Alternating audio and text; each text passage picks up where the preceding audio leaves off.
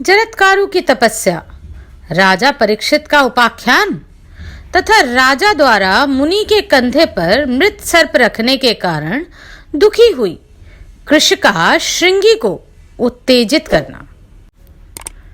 पिछले अध्याय में हमने जाना कि कैसे अपने द्रोही भाइयों से परेशान होकर शेषनाग तपस्या में लीन हुए और पृथ्वी को अपने सिर पर धारण करते हैं। तत्पश्चात वासुकी राजा बनने के बाद किस प्रकार नाग यज्ञ का उपाय निकालते हैं। शौनक जी कहते हैं, सूतनंदन, आपने जिन जरत्कारु ऋषि का नाम लिया, उन महात्मा मुनि के संबंध में मैं यह सुनना चाहता हूं कि पृथ्वी पर उनका जरत्कारु नाम क्यों प्रसिद्ध हुआ। जरत्कारु शब्द की व्युत्पत्ति क्या है, यह आप ठीक ठीक बताने की कृपा करें। उग्रश्रवा जी कहते हैं, शौनक जी, जरा कहते हैं क्षय और कारु शब्द दारुण का वाचक है। पहले उनका शरीर कारु अर्थात खूब हट्टा कट्टा था। उससे परम बुद्धिमान महर्षि धीरे धीरे तीव्र तपस्या द्वारा क्षीण बना रहे थे। ब्राह्मण, इसलिए उनका नाम जरत्कारु पड़ा। वासुकी के बहन के भी जरत्कारु नाम पड़ने का यही कारण था। उग्रश्रवा जी के ऐसा कहने पर धर्मात्मा शौनक उस समय खिलखिलाकर हंस पड़े और फिर उग्रश्रवा जी को संबोधित करके बोले, तुम्हारी बात उचित ही है। शौनक जी बोले, सूतपुत्र, आपने पहले जो जरत्कारु नाम की व्युत्पत्ति बताई थी वह सब मैंने सुन ली। अब मैं यह जानना चाहता हूं कि आस्तिक मुनि का जन्म किस प्रकार हुआ। शौनक जी का यह वचन सुनकर उग्रश्रवा ने पुराण शास्त्र के अनुसार आस्तिक के जन्म का वृतांत बताया। उग्रश्रवा जी बोले, नागराज वासुकी ने एकाग्रचित हो खूब सोच समझकर सब सर्पों को यह संदेश दे दिया कि मुझे अपनी बहन का विवाह जरत्कारु मुनि के साथ करना है। तदनंतर दीर्घकाल बीत जाने पर भी कठोर व्रत का पालन करने वाले परम बुद्धिमान जरत्कारु मुनि केवल तप में ही लगे रहने लगे। उन्होंने स्त्री संग्रह की इच्छा नहीं की। वे उदरवरेता ब्रह्मचारी थे, तपस्या में संलग्न रहते थे, नित्य नियम पूर्वक वेदों का स्वाध्याय करते थे। उन्हें कहीं से कोई भय नहीं था। वे मन और इंद्रियों को सदा काबू में रखते थे। महात्मा जरत्कारु सारी पृथ्वी पर घूम आए, किंतु उन्होंने मन से कभी स्त्री की अभिलाषा नहीं की। ब्राह्मण, तदनंतर किसी दूसरे समय में इस पृथ्वी पर कौरववंशी राजा परीक्षित राज्य करने लगे। युद्ध में समस्त धनुर्धारियों में श्रेष्ठ उनके प्रपितामह महाबाहु पांडु जिस प्रकार पूर्व काल में शिकार खेलने के शौकीन थे, उसी प्रकार राजा परीक्षित भी थे। महाराज परीक्षित वराह, तरक्षु अर्थात व्याघ्र विशेष, महिष तथा दूसरे दूसरे नाना प्रकार के वन के हिंसक पशुओं का शिकार खेलते हुए वन में घूमते रहते थे। एक दिन उन्होंने गहन वन में धनुष लेकर झुकी हुई गांठ वाले बाण से एक हिंसक पशु को बीध डाला और भागने पर बहुत दूर तक उसका पीछा किया। जैसे भगवान रुद्र आकाश में मृगशिरा नक्षत्र को बींधकर उसे खोजने के लिए धनुष हाथ में लिए इधर उधर घूमते रहे, उसी प्रकार परीक्षित भी घूम रहे थे। उनके द्वारा घायल किया हुआ मृग कभी वन में जीवित बचकर नहीं जाता था, परंतु आज तो महाराज परीक्षित का घायल किया हुआ मृग तत्काल अदृश्य हो गया था। वह वास्तव में उनके स्वर्गवास का मूर्तिमान कारण था। उस मृग के साथ राजा परीक्षित बहुत दूर तक खींचे चले गए। उन्हें बड़ी थकावट आ गई। वे प्यास से व्याकुल हो उठे और इसी दशा में वन में शमिक मुनि के पास आए। वे मुनि गौओं के रहने के स्थान में आसन पर बैठे थे और गौओं का दूध पीते समय बछड़ों के मुख से जो बहुत सा फेन निकलता, उसी को खा पीकर तपस्या करते थे। राजा परीक्षित ने कठोर व्रत का पालन करने वाले उन महर्षि के पास बड़े वेग से आकर पूछा, पूछते समय वे भूख और थकावट से बहुत आतुर हो रहे थे और धनुष को उन्होंने ऊपर उठा रखा था। वे बोले, ब्राह्मण, मैं अभिमन्यु का पुत्र राजा परीक्षित हूँ। मेरे बाणों से बिद्ध होकर एक मृग कहीं भाग निकला है। क्या आपने उसे देखा है? मुनि मौन व्रत का पालन कर रहे थे, अतः उन्होंने राजा को कुछ भी उत्तर नहीं दिया। तब राजा ने कुपित हो धनुष की नोक से एक मरे हुए सांप को उठाकर उनके कंधे पर रख दिया, तो भी मुनि ने उनकी उपेक्षा कर दी। उन्होंने राजा से भला या बुरा कुछ भी नहीं कहा। उन्हें इस अवस्था में देख राजा परीक्षित ने क्रोध त्याग दिया और मन ही मन व्यथित हो पश्चाताप करते हुए वे अपनी राजधानी को चले आए। वे महर्षि ज्यों के त्यों बैठे रहे। राजाओं में श्रेष्ठ भूपाल परीक्षित अपने धर्म के पालन में तत्पर रहते थे, अतः उस समय उनके द्वारा तिरस्कृत होने पर भी क्षमाशील महामुनि ने उन्हें अपमानित नहीं किया। भरतवंश शिरोमणि नृपश्रेष्ठ परीक्षित उन धर्मपरायण मुनि को यथार्थ रूप में नहीं जानते थे, इसलिए उन्होंने महर्षि का अपमान किया। मुनि के श्रृंगी नामक एक पुत्र था, जिसकी अभी तरुणावस्था ही थी। वह महान तपस्वी, दुस्सह तेज से संपन्न और महान व्रतधारी था। उसमें क्रोध की मात्रा बहुत अधिक थी, अतः उसे प्रसन्न करना अत्यंत कठिन था। वह समय समय पर मन और इंद्रियों को संयम में रखकर संपूर्ण प्राणियों के हित में तत्पर रहने वाला उत्तम आसन पर विराजमान आचार्य देव की सेवा में उपस्थित हुआ करता था। श्रृंगा उस दिन आचार्य की आज्ञा लेकर घर को लौट रहा था। रास्ते में उसका मित्र ऋषि कुमार कुश, जो धर्म के लिए कष्ट उठाने के कारण सदा ही कृश अर्थात दुर्बल रहा करता था, खेलता मिला। उसने हंसते हंसते श्रृंगी ऋषि को उसके पिता के संबंध में ऐसी बात सुनाई जिसे सुनते ही वह रोष में भर गया। द्विजश्रेष्ठ, मुनि कुमार श्रृंगी क्रोध के आवेश में आने पर अत्यंत तीक्ष्ण एवं विष के समान विनाशकारी हो जाते थे। कृष्ण ने कहा, श्रृंगिन, तुम बड़े तपस्वी और तेजस्वी बनते हो, किंतु तुम्हारे पिता अपने कंधे पर मुर्दा सर्प ढो रहे हैं। अब कभी उनकी तपस्या पर गर्व न करना। हम जैसे सिद्ध ब्रह्मवेता तथा तपस्वी ऋषि पुत्र जब कभी बातें करते हो, उस समय तुम वहां कुछ ना बोलना। कहाँ है तुम्हारा पौरुष का अभिमान? कहाँ गई तुम्हारी वे दर्प भरी बातें, जब तुम अपने पिता को मुर्दा ढोते चुपचाप देख रहे हो? मुनिजन शिरोमणि, तुम्हारे पिता के द्वारा कोई अनुचित कर्म नहीं बना था, इसलिए जैसे मेरे ही पिता का अपमान हुआ हो, उस प्रकार तुम्हारे पिता के तिरस्कार से मैं अत्यंत दुखी हो रहा हूँ। उग्र शिवाजी कहते हैं, शौनक जी, कृष के ऐसा कहने पर तेजस्वी श्रृंगी ऋषि को बड़ा क्रोध हुआ। अपने पिता के कंधे पर मृतक रखे जाने की बात सुनकर वह रोष और शोक से संतप्त हो उठा। उसने कृष की ओर देखकर मधुर वाणी में पूछा, भैया बताओ तो, आज मेरे पिता अपने कंधे पर मृतक कैसे धारण कर रहे हैं? कृष्ण ने कहा, तात, आज राजा परीक्षित अपने शिकार के पीछे दौड़ते हुए आए थे। उन्होंने तुम्हारे पिता के कंधे पर मृतक सांप रख दिया। श्रृंगी बोले, कृष्ण, ठीक ठीक बताओ, मेरे पिता ने उस दुरात्मा राजा का क्या अपराध किया था? फिर मेरी तपस्या का बल देखना। कृष्ण ने कहा, अभिमन्यु पुत्र राजा परीक्षित अकेले शिकार खेलने आए थे।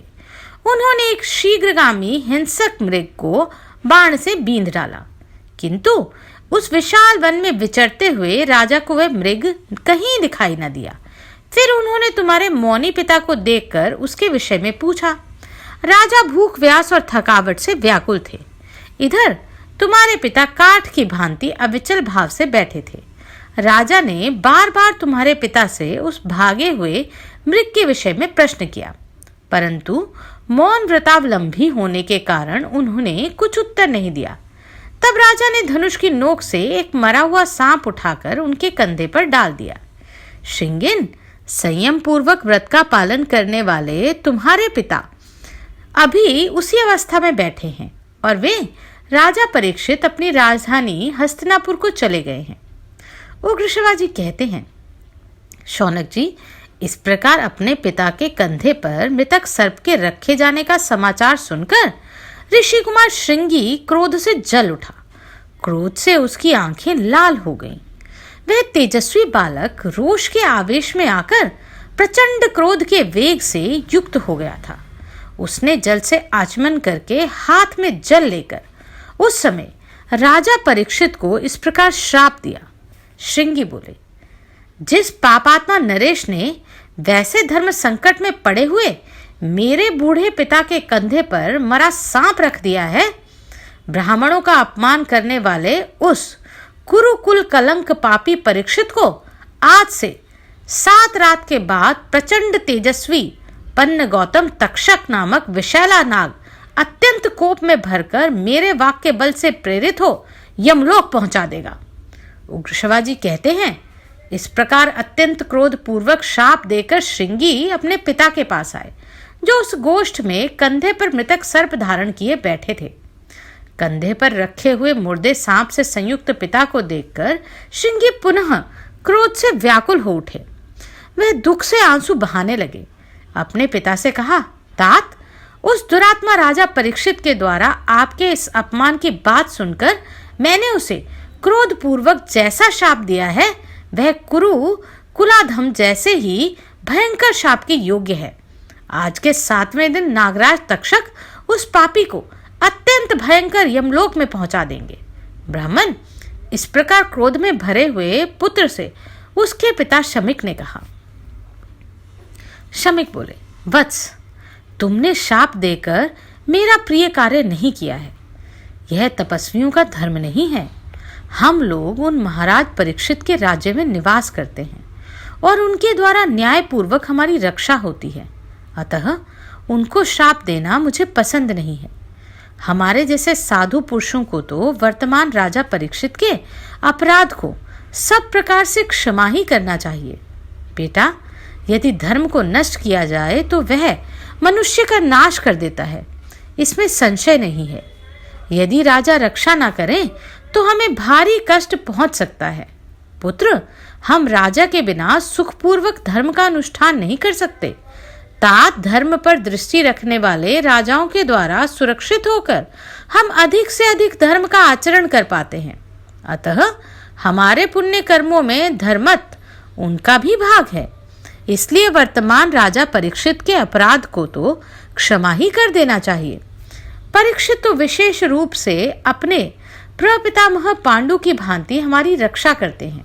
शक्तिशाली पुत्र, प्रत्येक राजा को इसी प्रकार प्रजा की रक्षा करनी चाहिए। वे आज भूखे और थके मांदे यहाँ आए थे। वे तपस्वी नरेश मेरे इस मौन व्रत को नहीं जानते थे। मैं समझता हूँ, इसलिए उन्होंने मेरे साथ ऐसा बर्ताव किया। जिस देश में राजा न हो वहाँ अनेक प्रकार के दोष पैदा हो जाते हैं। धर्म की मर्यादा त्याग कर उच्च श्रृंखल बने हुए लोगों को राजा अपने दंड के द्वारा शिक्षा देते हैं। दंड से भय होता है, फिर भय से तत्काल शांति स्थापित होती है। जो चोर आदि के भय से उद्विग्न है वह धर्म का अनुष्ठान नहीं कर सकता।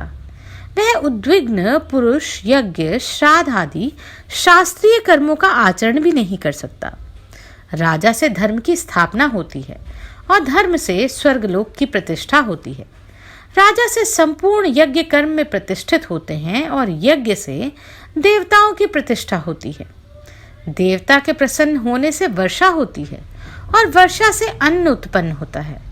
अन्न से निरंतर मनुष्यों के हित का पोषण करते हुए राज्य का पालन करने वाला राजा मनुष्यों के लिए विधाता है। राजा 10 क्षत्रिय के समान है, ऐसा मनुजी कहते हैं। वे तपस्वी राजा यहाँ भूखे प्यासे और थके मांदे आए थे। उन्हें मेरे इस मौन व्रत का पता नहीं था, इसलिए मेरे ना बोलने से रुष्ट होकर उन्होंने ऐसा किया। तुमने मूर्खतावश बिना विचारे क्यों ये दुष्कर्म कर डाला? बेटा, राजा हम लोग से शाप पाने योग्य नहीं होते। श्रृंगी बोले, तात, यदि यह साहस है अथवा यदि मेरे द्वारा दुष्कर्म हो गया है तो हो जाए। आपको ये प्रिय लगे या अप्रिय, किंतु मैंने जो बात कह दी वह झूठी नहीं हो सकती। पिताजी, मैं आपसे सच कहता हूँ, अभी यह शाप टल नहीं सकता। मैं हंसी मजाक में भी झूठ नहीं बोलता, फिर शाप देते समय कैसी बात झूठी कर दूं? शमीक ने कहा, बेटा, मैं जानता हूं तुम्हारा प्रभाव उग्र है, तुम बड़े सत्यवादी हो, तुमने पहले भी कभी झूठी बात नहीं कही, अतः यह शाप मिथ्या नहीं होगा। तथापि पिता को उचित है कि वह अपने पुत्र को बड़ी अवस्था का हो जाने पर भी सदा सत्कर्मों का उपदेश देता रहे, जिससे वह गुणवान हो और महान यश को प्राप्त करे। फिर तुम्हें उपदेश देने की बात ही क्या है? तुम अभी बालक ही हो। तुमने सदा तपस्या के द्वारा अपने को दिव्य शक्ति से संपन्न किया है। जो योग जनित ऐश्वर्य से संपन्न है, ऐसे प्रभावशाली तेजस्वी पुरुषों का भी क्रोध अधिक बढ़ जाता है। फिर तुम जैसे बालक को क्रोध हो, इसमें कहना ही क्या है? किंतु यह क्रोध धर्म का नाशक होता है। इसलिए धर्मात्माओं में श्रेष्ठ पुत्र, तुम्हारे बचपन और दुस्साहसपूर्ण कार्य को देखकर मैं तुम्हें कुछ काल तक उपदेश देने की आवश्यकता समझता हूँ। तुम मन और इंद्रियों के निग्रह में तत्पर होकर जंगली कंद मूल फल का आहार करते हुए इस क्रोध को मिटाकर उत्तम आचरण करो। ऐसा करने से तुम्हारे धर्म की हानि नहीं होगी। क्रोध प्रयत्नशील साधकों के अत्यंत दुख से उपार्जित धर्म का नाश कर देता है।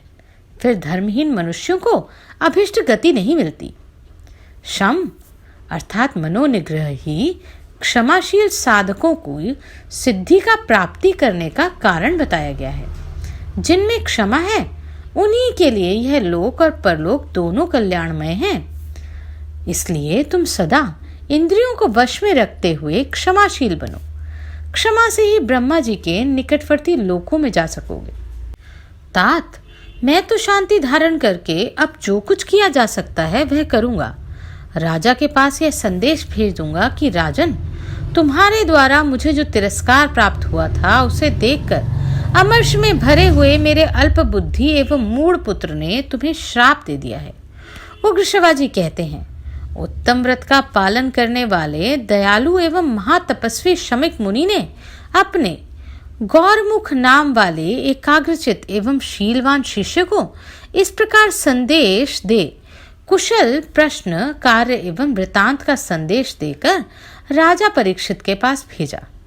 गौरमुख वहां से शीघ्र कुरुकुल की वृद्धि करने वाले महाराज परीक्षित के पास चला गया।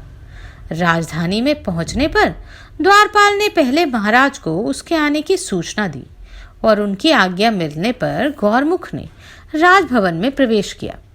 महाराज परीक्षित ने उस समय गौरमुख ब्राह्मण का बड़ा सत्कार किया। जब उसने विश्राम कर लिया, तब शमीक के कहे हुए घोर वचन को मंत्रियों के समीप राजा के सामने पूर्ण रूप से कह सुनाया। गौरमुख बोले, महाराज, आपके राज्य में शमीक नाम वाले एक परम धर्मात्मा महर्षि रहते हैं। वे जितेंद्रिय, मन को वश में रखने वाले और महान तपस्वी हैं। नरव्याघ्र, आपने मौन व्रत धारण करने वाले उन महात्मा के कंधे पर धनुष की नोक से उठाकर एक मृत सर्प को रख दिया था। महर्षि तो उसके लिए आपको क्षमा कर रहे थे, किंतु उनके पुत्र को यह सहन नहीं हुआ। राजेंद्र, उस ऋषि कुमार ने आज अपने पिता के अनजाने में ही आपके लिए शाप दे दिया। आज से 7 रात के बाद ही तक्षक नाग आपकी मृत्यु का कारण हो जाएगा। इस दशा में आप अपनी रक्षा की व्यवस्था करें। यह मुनि ने बार बार कहा है। इस शाप को कोई भी टाल नहीं सकता। स्वयं महर्षि भी क्रोध में भरे हुए अपने पुत्र को शांत नहीं कर पा रहे हैं। अतः राजन, आपके हित की इच्छा से उन्होंने मुझे यहाँ भेजा है। उग्र शिवाजी कहते हैं, यह घोर वचन सुनकर कुरुनंदन राजा परीक्षित मुनि का अपराध करने के कारण मन ही मन संतप्त हो उठे। वे श्रेष्ठ महर्षि उस समय वन में मौन व्रत का पालन कर रहे थे। यह सुनकर राजा परीक्षित का मन और भी शोक एवं संताप में डूब गया। शमीक मुनि की दयालुता और अपने द्वारा उनके प्रति किए हुए उस अपराध का विचार करके वे अधिकाधिक संतप्त होने लगे। देवतुल्य राजा परीक्षित को अपनी मृत्यु का श्राप सुनकर वैसा संताप नहीं हुआ जैसा कि मुनि के प्रति किए हुए अपने उस बर्ताव को याद करके वे शोकमग्न हो गए। तदनंतर राजा ने यह संदेश देकर कि उस समय गौरमुख को विदा किया कि भगवान शमीक मुनि यहाँ पधार कर पुनः मुझ पर कृपा करें। गौरमुख के चले जाने पर राजा ने उद्विग्नचित हो मंत्रियों के साथ गुप्त मंत्रणा की। मंत्र तत्व के ज्ञाता महाराज ने मंत्रियों से सलाह करके एक ऊंचा महल बनवाया जिसमें एक ही खंबा लगा था। वह भवन सब ओर से सुरक्षित था। राजा ने वहां रक्षा के लिए आवश्यक प्रबंध किया। उन्होंने सब प्रकार की औषधियां जुटा ली और वैद्यों तथा मंत्र सिद्ध ब्राह्मणों को भी सब ओर नियुक्त कर दिया। वहीं रहकर वे धर्मज्ञ नरेश सब ओर से सुरक्षित हो मंत्रियों के साथ संपूर्ण राजकार्य की व्यवस्था करने लगे। उस समय महल में बैठे हुए महाराज से कोई भी मिलने नहीं पाता था। वायु को भी वहां से निकल जाने पर पुनः प्रवेश के समय रोका जाता था। 7वां दिन आने पर मंत्र शास्त्र के ज्ञाता द्विजश्रेष्ठ काश्यप राजा की चिकित्सा करने के लिए आ रहे थे। उन्होंने सुन रखा था कि भूप शिरोमणि परीक्षित को आज नागों में श्रेष्ठ तक्षक यमलोक पहुंचा देगा। अतः उन्होंने सोचा कि नागराज के डसे हुए महाराज का विष उतार कर मैं उन्हें जीवित कर दूंगा। ऐसा करने से वहां मुझे धन तो मिलेगा ही और लोकोपकारी राजा को जिलाने से धर्म भी प्राप्त होगा। मार्ग में नागराज तक्षक ने कश्यप को देखा। वे एकचित होकर हस्तिनापुर की ओर बढ़े जा रहे थे। तब नागराज ने बूढ़े ब्राह्मण का वेश बनाकर मुनिवर कश्यप से पूछा, आप यहाँ बड़ी उतावली के साथ जा रहे हैं और कौन सा कार्य करना चाहते हैं? कश्यप ने कहा, कुरुकुल में उत्पन्न शत्रुदमन महाराज परीक्षित को आज नागराज तक्षक अपनी विषाग्नि से दग्ध कर देगा। वे राजा पांडवों की वंश परंपरा को सुरक्षित रखने वाले तथा अत्यंत पराक्रमी हैं। अतः सौम्य अग्नि के समान तेजस्वी नागराज के डस लेने पर उन्हें तत्काल विष रहित करके जीवित कर देने के लिए मैं जल्दी जल्दी जा रहा हूँ। तक्षक बोले, ब्राह्मण, मैं ही वे तक्षक हूँ। आज राजा को भस्म कर डालूंगा। आप लौट जाइए। मैं जिसे डस लूं उसकी चिकित्सा आप नहीं कर सकते। कश्यप ने कहा, मैं तुम्हारे डसे हुए राजा को वहां जाकर विष से रहित कर दूंगा।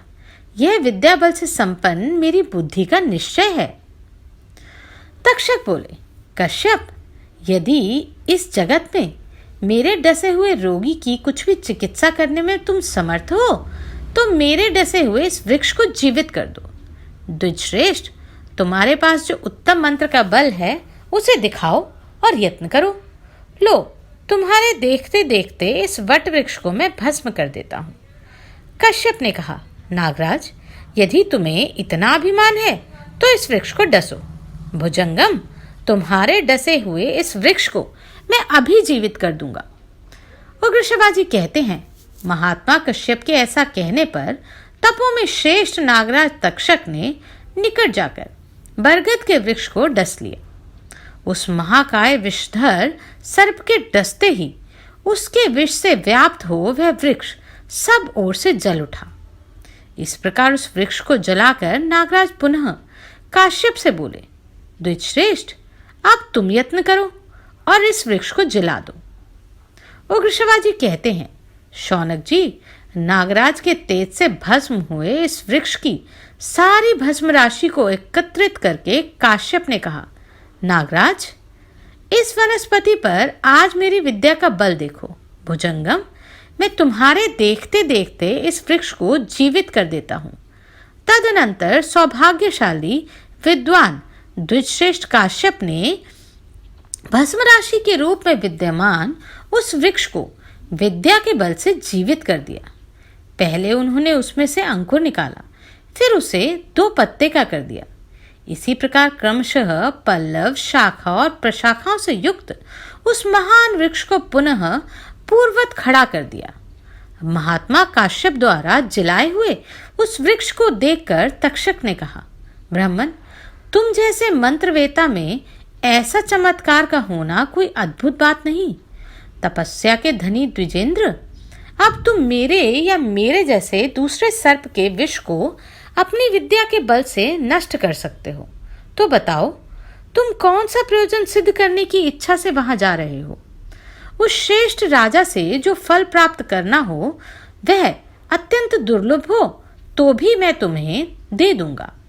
विप्रवर, महाराज परीक्षित ब्राह्मण के शाप से तिरस्कृत हैं और उनकी आयु भी समाप्त हो चली है। ऐसी दशा में उन्हें जिलाने के लिए चेष्टा करने पर तुम्हें सिद्धि प्राप्त होगी, इसमें संदेह नहीं। यदि तुम सफल ना हुए तो तीनों लोकों में विख्यात एवं प्रकाशित तुम्हारा यश किरण रहित सूर्य के समान इस लोक से अदृश्य हो जाएगा। काश्यप ने कहा, नागराज तक्षक, मैं तो वहां धन के लिए ही जाता हूं, वह तुम ही मुझे दे दो तो उस धन को लेकर मैं घर लौट जाऊंगा। तक्षक बोले, द्विजश्रेष्ठ, तुम राजा परीक्षित से जितना धन पाना चाहते हो उससे अधिक मैं ही दे दूंगा, अतः लौट जाओ। उग्रश्रवाजी कहते हैं, तक्षक की बात सुनकर परम बुद्धिमान महातेजस्वी विप्रवर काश्यप ने राजा परीक्षित के विषय में कुछ दिन ध्यान लगाकर सोचा। तेजस्वी काश्यप दिव्य ज्ञान से संपन्न थे। उस समय उन्होंने जान लिया कि पांडव वंशी राजा परीक्षित की आयु अब समाप्त हो गई है, अतः वे मुनिश्रेष्ठ तक्षक से अपनी रुचि के अनुसार धन लेकर वहां से लौट गए। महात्मा काश्यप के समय रहते लौट जाने पर तक्षक तुरंत हस्तिनापुर नगर में जा पहुंचा। वहां जाने पर उसने सुना राजा परीक्षित की मंत्रियों तथा विष उतारने वाली औषधियों द्वारा प्रयत्नपूर्वक रक्षा की जा रही है। उग्रश्रवाजी कहते हैं, शौनक जी, तब तक्षक ने विचार किया, मुझे माया का आश्रय लेकर राजा को ठग लेना चाहिए, किंतु इसके लिए क्या उपाय करूं? तदनंतर तक्षक नाग ने फल, द्रव्य और जल लेकर कुछ नागों को तपस्वी रूप में राजा के पास जाने की आज्ञा दी। तक्षक ने कहा, तुम लोग कार्य की सफलता के लिए राजा के पास जाओ, किंतु तनिक भी व्यग्र न होना। तुम्हारे जाने का उद्देश्य है महाराज को फल, फूल और जल भेंट करना। उग्रश्रवाजी कहते हैं, तक्षक के आदेश पर उन नागों ने वैसा ही किया।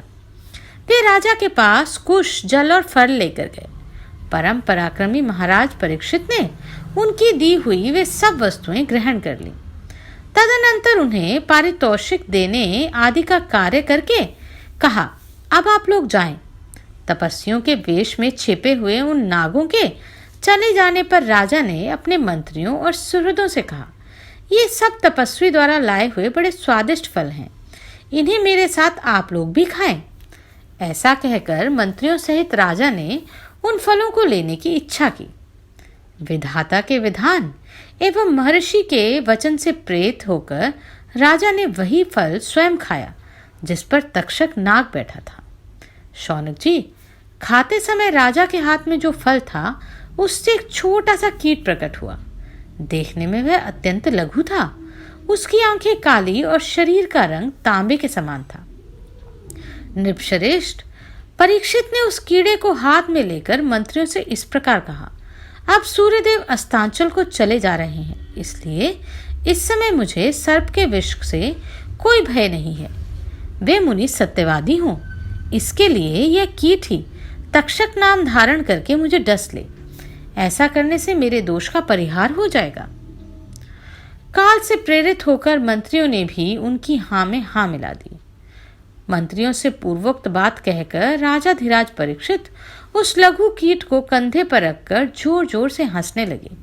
वे तत्काल ही मरने वाले थे, अतः उनकी बुद्धि मारी गई थी।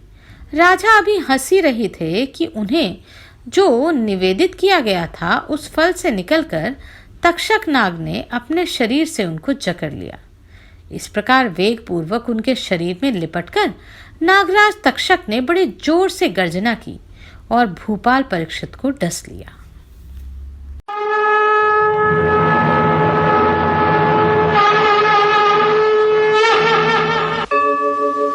यदा यदा हि धर्मस्य ग्लानिर्भवति भारत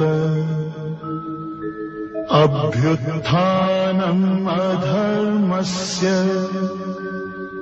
तदात्मानं सृजाम्यहम् परित्राणाय साधूनां